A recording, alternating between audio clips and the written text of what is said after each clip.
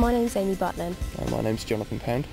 And our idea is Lateral Effects. Lateral Effects builds musical effect processes. And we hand make these here in the southwest. The idea came about from John's experience as a musician. There were a lot of pedals out there, but there wasn't anything that did exactly what you wanted it to. No, so it was a case of sitting down and designing it myself and coming up with what I really wanted. And a lot of that is versatility. I don't want to just have something that's designed for putting a guitar through. I want to be able to run on other instruments as well through it, even a whole mix. Each of the 4 pedals that we're currently selling are of unique design. For example, we've got the Spore, which is a fuzz or distortion pedal. Yeah, it uses the best quality components I can get my hands on. Quite often I use vintage components that I've sourced from places like the former Soviet Union. The scope is pretty much endless. You could put voices through these if you wanted to. You mic up your trumpet and run that through there, whatever.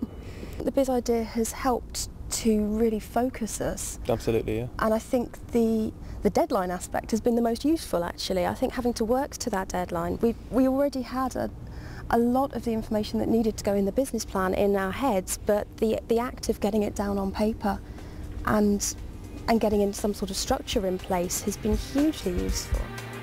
I'm Laura. And I'm Louise. And we are Say That Jazz.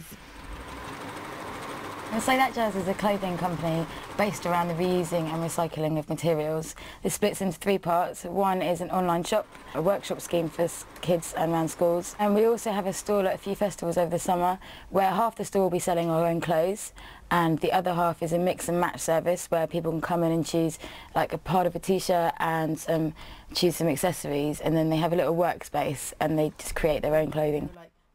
We would never have written a business plan had it not been for the business idea. It's made us realise a lot of things about our business, where we want to take it and what the possibilities could be. We'll launch our workshop scheme around Bristol and the sort of southwest in September. So we'll be taking our workshop into schools, primary schools and secondary schools, teaching children about the importance of recycling textiles, using textile banks. It's a nice challenge to see something that someone's thrown away and seeing the potential in it that maybe other people can't see, and actually realising that potential and then passing it on to somebody else to enjoy. My name is Holly Hearn and my business is called Start Cards Bristol. It's going to sell and produce contemporary art greetings cards designed by up-and-coming Bristol artists. I want to debut and promote Bristol art all over Bristol and the rest of England. I want a really broad range of artists. We've got graffiti artists, illustrators, fine art, textiles artists, and from all walks of life in Bristol. The BizIdea has been really helpful. It's kind of helped me go from the stage of thinking about an idea and kind of having the creative idea to actually putting it into practice as a business idea. I've just managed to obtain a test marketing grant, and I'm getting around 30 cards printed up to take round to retailers and consumers to gauge their response to the designs.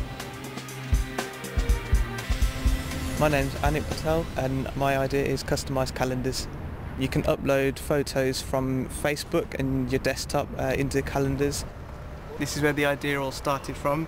You can see it's just made from a coat hanger, printed on plain paper.